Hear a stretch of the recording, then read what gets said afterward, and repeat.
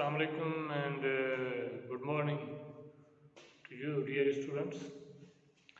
And in this class, I am discussing with you about the fiscal policy. So, first of all, I am going to define it that what is the fiscal policy.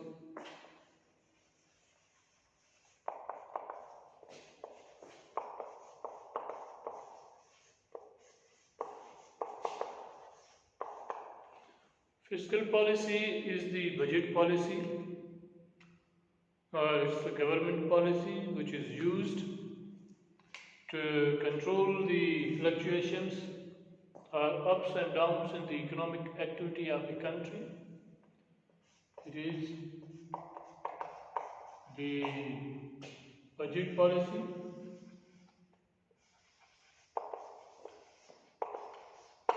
Or you can say it's the government policy, or you can say it's the demand side policy,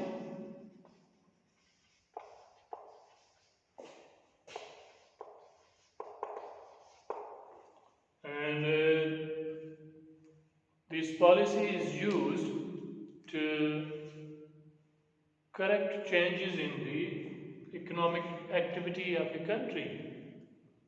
It corrects the fluctuations. It is the policy which is used to control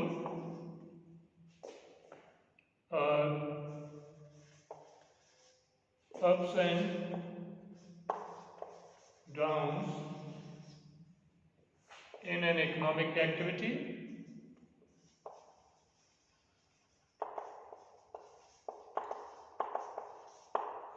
This policy is used to check or to control the inflation or unemployment in the economy. Now, once again I am repeating that fiscal policy is the part of the demand side policies, one of the demand side policy, and this policy is used by the government to check the economic fluctuation. If the economy is going downward, they give a particular type of the dose of the fiscal policy. Or if the economy is running very fast or there is a high rise in the economic activity, boom-like situation, then again the policy makers may use this policy to check the speed of the economy.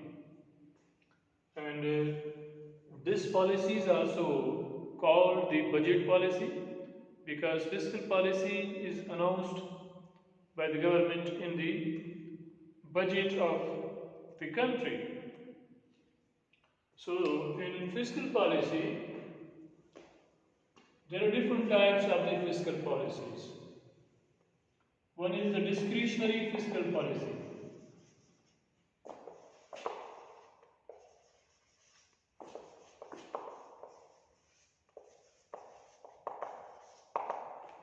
Discretionary fiscal policy is that fiscal policy which is at the discretion of the government. Means fiscal policies are known as that what kind of the policy government should use, it depends on the discretion of the government. We can say that it depends on the government's choices that whether they are going to use the inflationary or deflationary policy. So we have two types of the fiscal policies. Types of fiscal policy.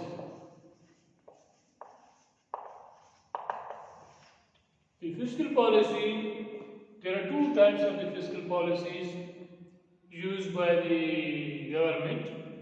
Number one, the expansionary fiscal policy,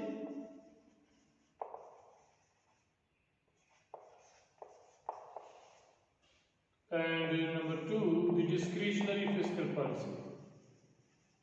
Oh, sorry. Contractionary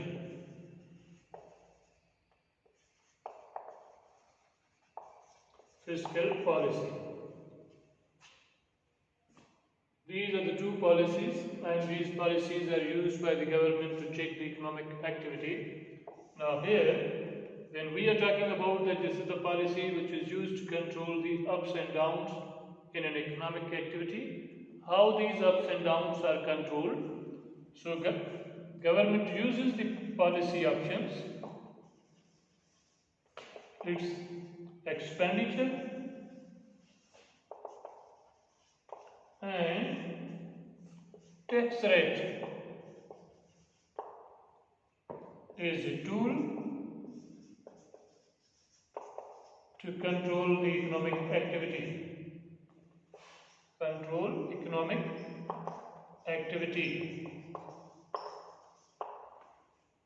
So the expenditure of the government and the tax rate, these are the two major tools which are used by the governments to check the economic ups and downs.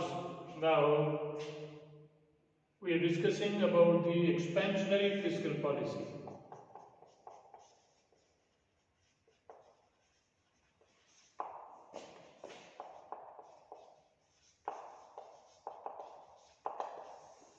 What is the expansionary fiscal policy?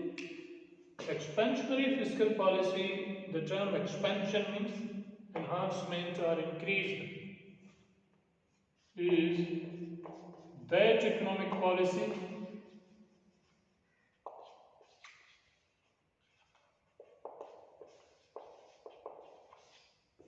which is used to control or correct economic downturn or to reduce recession or to decrease unemployment.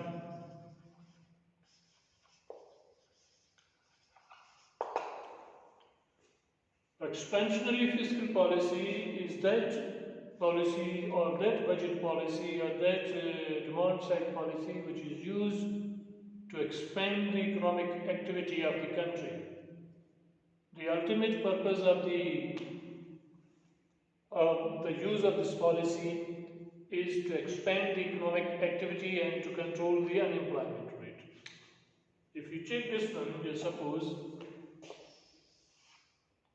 if the economy is running through this phase, the downward phase, and how to correct this downward trend, as we have discussed in the business cycle class, that whenever there is a recession, the economic growth decreases or GDP declines, and when GDP declines, the unemployment increases.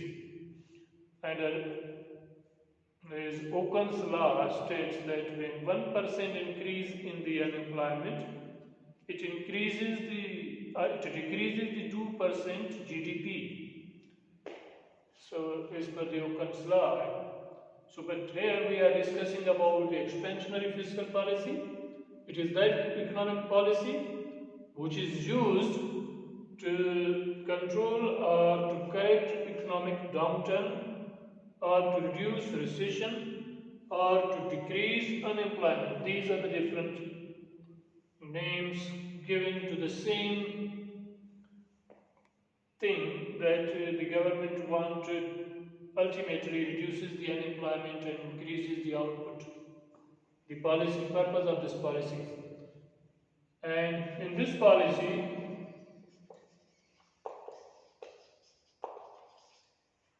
how the unemployment is reduced or how the recession can be checked.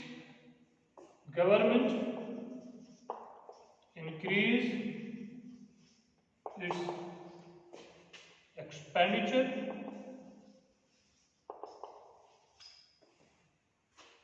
Government increases its expenditure. As in the GDP discussion, GDP is the summation of consumption, investment, government, and net of the X minus M. So government increases the G when we are using the expansionary fiscal policy, that government enhance its expenditure. More roads will be constructed, more buildings will be developed or built, more government expenditure will be for this coming time period. So government enhances its expenditure to boost up the economy. What happens when there is a recession? When recession occurs in the economy, then the production falls, because recession occurs because of the price fall in the various items, because of the fall in the GDP growth rate, because the production of the country declines, and people loses their jobs because of the reduction in the GDP. People loses their jobs. So when production falls, means firms, they have to produce less goods. So it doesn't create any incentive for the firms to produce more, because aggregate demand falls. So the ultimate purpose of this expansionary fiscal policy is to increase the aggregate demand in the economy. That expenditure side of the economy should be increased.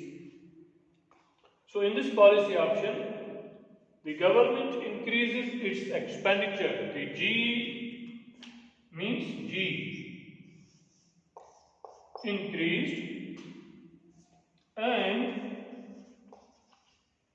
it's not necessary. That's why I'm writing or. Government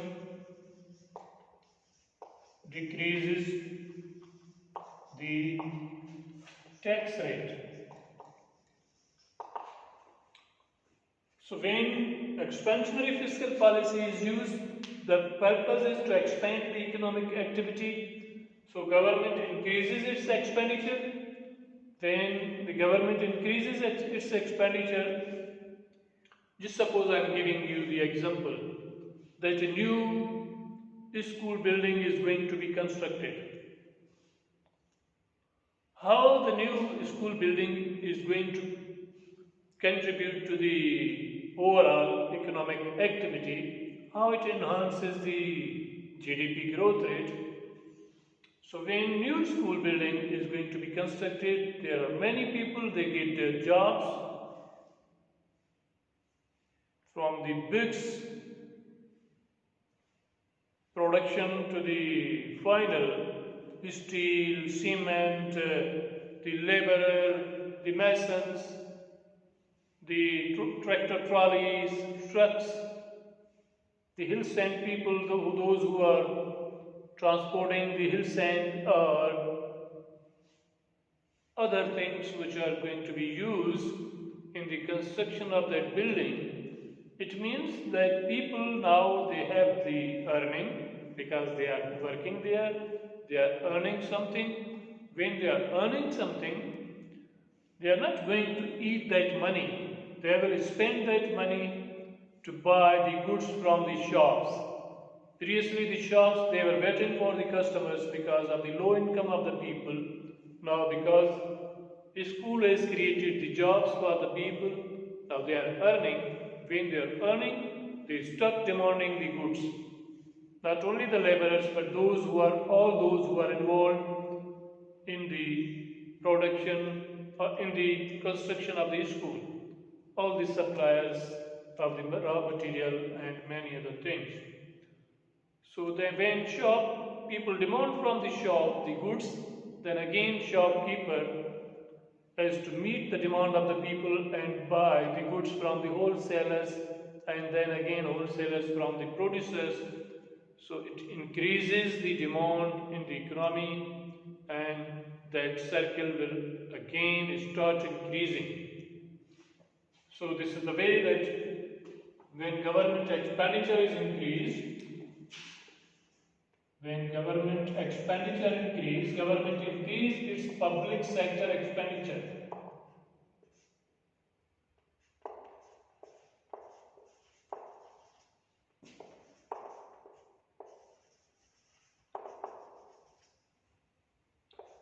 PSDP. Nowadays, this term is used, that public sector development programs. So very little is spent on the development projects. So these development projects are for not only for the enhancement of the infrastructure, but they also generate the jobs. And when tax rate, another option which government is using, the tax rate, government decreases the tax rate. How the tax rate is going to correct the economic activity? Because we have discussed here that government uses these two policy options. One is the government expenditure, announcement of the government expenditure in the budget, that government will spend more on the new projects which will create ultimately the job. And another is the reduction in the tax rate. So how the tax rate can help the economy to recover, or how the tax reduction can increase the employment or reduces the unemployment. So when tax rate decreases, what happens? It increases disposable income.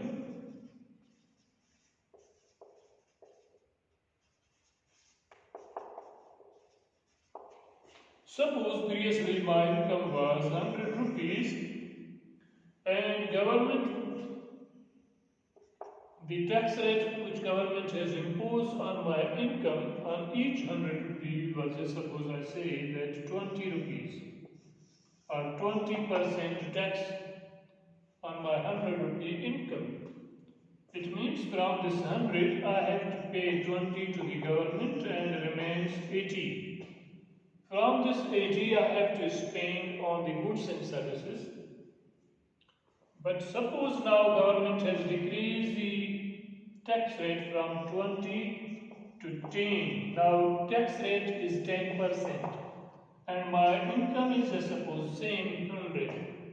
So I have to pay 10 is the tax, and now I have 90 rupees, means 10 more rupees is a disposable income. It means now I have nothing to pay as a government tax. It is my income, now it is on my disposal, that I can spend it, I can save it, or whatever I can even give to anyone. So this one is the way that when tax rate decreases, it increases the disposable income.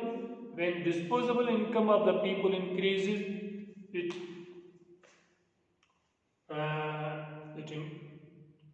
increases my demand. When I demand, what happens? I demand. The law of demand says, or there is a relationship of the income and the demand, that when the income increases, people demand more. So when demand increases, ultimately production rises and people get the jobs. So this is the way that through the expansionary fiscal policy, government uses the government expenditure and the tax rate to monitor or to control the economic ups and downs in the economy.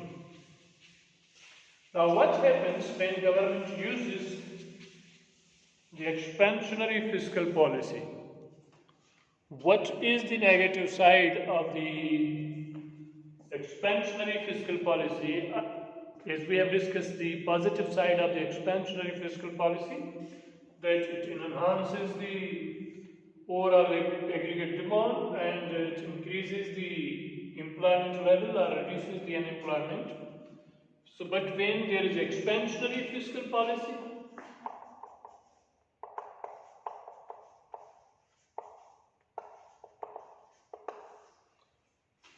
when government expenditure increases, when government increases its G, government expenditure increases, it increases the expenditure side. And another is the revenue side. When G increases, expenditure increases.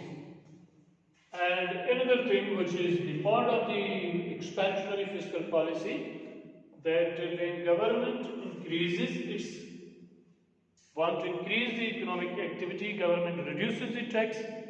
So tax means income of the government. It is the major source of the revenue of the government. So when tax rate falls, government's revenue falls. So due to the increase in the expenditure and the reduction in the revenue, it may create budget deficit.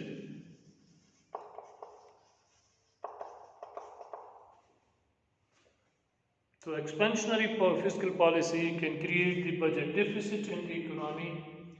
When there is a budget deficit, it means suppose government is need or expenditure decided to spend 100 rupees. This is the government expenditure for coming budget year.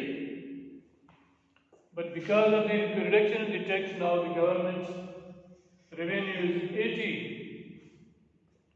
It means still government need 20 rupees or government has to minus 20. But government has decided to spend 100. They need to arrange 20 rupees.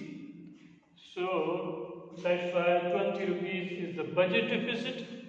So this budget deficit can be made by borrowing. Now 20 rupees government has to borrow.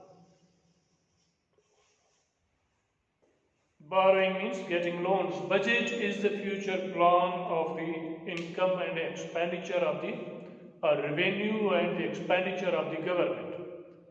That what will be the expenditure for the coming time and what will be the revenue sources for that time period. So when we say budget deficit or deficit budget, it is that budget where the expenditure is greater than the revenue, where the income is less than the revenue of the, or less than the expenditure of the government. So, to meet the overall expenditure, because both sides must equal, you have decided to spend 100 but you have 80, so you need 20 more to balance it. You have the policy options to borrow. There is direct borrowing, indirect borrowing. There is domestic borrowing,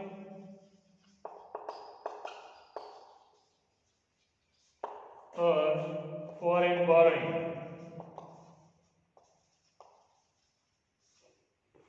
Means when there is a borrowing means government has to borrow from someone. Loans, government has to take loans from someone. So it's sometimes directly borrowing from the people by issuing the bonds or certificates. When government issues the bonds, it means government is directly getting loans from the people. And they have the longer maturity dates. Another is the indirect borrowing means from banks, government borrow, although government wants to borrow from the people, but not directly but through the banks. So there are two other distinctions. One is the domestic borrowing, means when government borrows within the country, we call it the domestic borrowing. And when government borrow from the outside the country, we say it's a foreign borrowing, foreign loans or foreign debt. So it's a serious problem for the economic activities, for especially for the developing countries. When you borrow, you have to return it.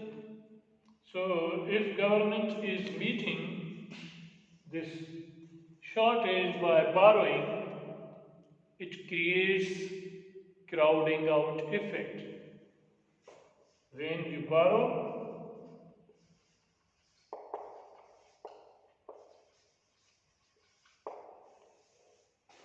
it means whatever the money available in the banks, now that if the government borrows, if we say suppose 30 rupees are available in the economy, in the banks, in the pockets of the people. From this 30 rupee, when we say that consumers can borrow, investors can borrow, or government can borrow, when government borrows more, means little remain for the consumers and the investors, private investors. So that's why we call it the crowding out effect. Crowding out effect is that effect when, due to government borrowing, due to increase in the government borrowing, when there is a little amount of the money remains in the economy or in the banks for the private borrowing, which is a crowding out effect. Money has gone from the banks towards the government pockets and little remains for the private borrowers. So, if you are borrowing from the local people, it will ultimately, the interest will go to them. It has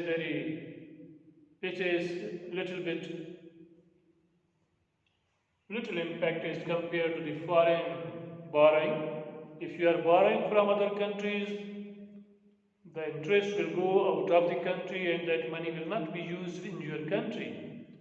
And another factor, that if you are borrowing today to meet your expenditure, people feel very happy that the government is not imposing taxes. Government has decreased the tax rate and the government has borrowed.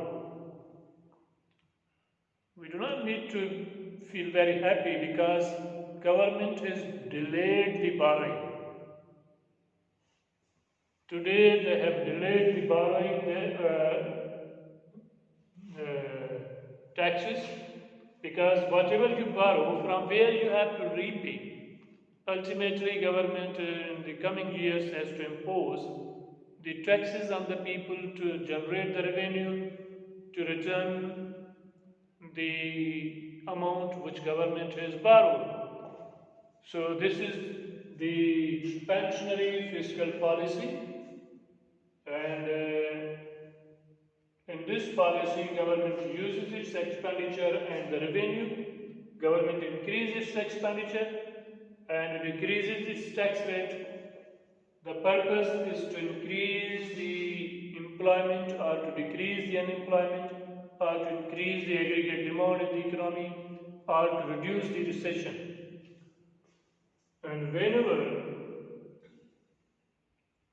government increases expenditure, it means the new government projects will be started and which will generate the jobs. You might have seen many roads, the boards on some roads, that poverty eradication project. The road constructed under the poverty eradication project. What is the relationship of that road construction on the reduction in the poverty? When you construct the road, it directly creates the jobs. Immediately it creates the jobs for the people or for the laborers, and when the roads built or constructed or completed, it might create the new jobs. People may start open up the shops, or they can easily transport their agricultural produce to the markets So the government expenditure can enhance the overall economic activity, and another is the tax rate. Tax is the duty or the charge which is imposed by the government on the income of the people. So when government reduces the tax rate, it increases the disposable income of the people. When the disposable income of the people increases, they may increase or they spend that money on the purchase of the goods, and automatically it generates more aggregate demand. So thank you very much, dear students, for listening this lecture, and I hope you have understood about the concept of the expansionary fiscal policy. Expansionary fiscal policy is that policy through which the policy makers, they try to control the recessions in the economy. In the next class, I will be discussing with you the contractionary fiscal policy, because sometimes there are booms or recessions, sometimes booms or peaks. So thank you for listening.